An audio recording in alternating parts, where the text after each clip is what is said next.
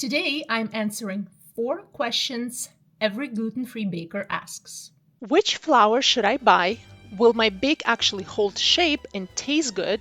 I'm new to GF baking, so where do I start without wasting money? And is Caputo really worth it, or is one-to-one enough? Hi, I'm Masha. Thanks for joining me. Let's jump right in. So here's the thing. One-to-one gluten-free blend was designed to be swapped for any wheat recipe without you basically doing any math or stressing out about it.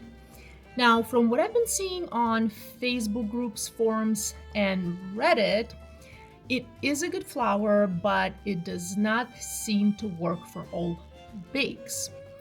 It works really well for quick breads like cookies and muffins and banana bread, but it does not work well for a yeasted dough like breads. Caputo Fioreglut, on the other hand, behaves more like wheat dough. It does need more water, but in return, you get that actual chew and stretch. And this flour is perfect for breads, pizza crust, focaccia, and artisan style loaves. So to really answer all 4 questions, I'm baking GF sandwich bread and chocolate chip cookies with both flours. Let's see how they rise, hold shape, and taste. Short answer, yes, but they rise differently. Caputo rises tall, holds its shape, and gives you that open crumb we all miss. Now, I do want to mention this. I used goat milk in both loaves because it's the milk we prefer in our house. And it did give the Caputo bread a slight undertone. I couldn't quite put my finger on, but texture-wise though, it was spongy, it was soft, and honestly, a solid sandwich bread. One-to-one still worked, but it baked a bit tighter and interestingly enough did not have that aftertaste I just mentioned, even though I did use goat milk here as well. I would say that bread is Caputo's strong suit, but what about cookies? Let's see how these same flours perform in a chocolate chip cookie recipe. I have to say I was fully prepared for the one-to-one flour to take the win on the cookies, but to my surprise, Caputo actually did an excellent job. I baked Bob's Red Mill's own chocolate chip recipe using Caputo as well, and the cookies turned out soft, chewy, and lightly crispy on the edges. In comparison, while the one-to-one cookies were still good, they had a slightly grittier texture to me, even though my kids love them. I also want to note that I used half the amount of sugar in both batches because the original recipe felt way too sweet for our taste. So after tasting these bakes, it really made me think about the beginners. If you are new to gluten-free baking, where should you start without spending too much? If you're new to gluten-free baking, don't feel pressured to go with a premium flour like Caputo right away. I mean, I did spend 40 Canadian dollars on 2.2 pounds of flour, and that's without taxes, so that's quite a bit.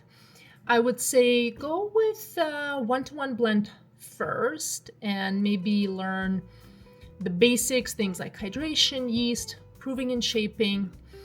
You will also save money, especially, and it does matter, especially if your first few bakes don't turn out as well as you would hope, but the one-to-one blend will still give you solid results. Once you're ready to elevate your baking, I would definitely say go with the Caputo flour, and let's talk a bit about if Caputo is worth the cost. Now, in my opinion, if you are chasing that real bread texture, meaning that stretch and chew, Caputo is worth the cost. And as I mentioned earlier, going into this little baking test, I thought that one-to-one blend will actually do much better with the cookies, but it turned out that Caputo flour came up on top for me. That was surprising. And another thing to mention is that even though I do typically mix my own gluten-free flour blend. And by the way, if you are interested in how I'm using it, check out this video right over here for my absolute favorite gluten-free bread. I did try using Caputo flour for pizza crust, and it turned out excellent. Before you decide to buy either Caputo flour or the one-to-one blend, ask yourself this question: what do you actually want to achieve with your bake? Now, comment down below what flour works best for you in your kitchen and for what bake. I hope this video was helpful. Let me know in the comments. Thanks so much for watching. Happy baking, and I'll see you next one. Bye. Mine was this girl flour. No, that's another one I was. It's another one I was trying. Like the. What's it called? I think I like yours better. You like my flour better? I like your flour better. Yeah. Like, you mean you like my bread better that I make with my own flour? Yeah. Oh. Okay.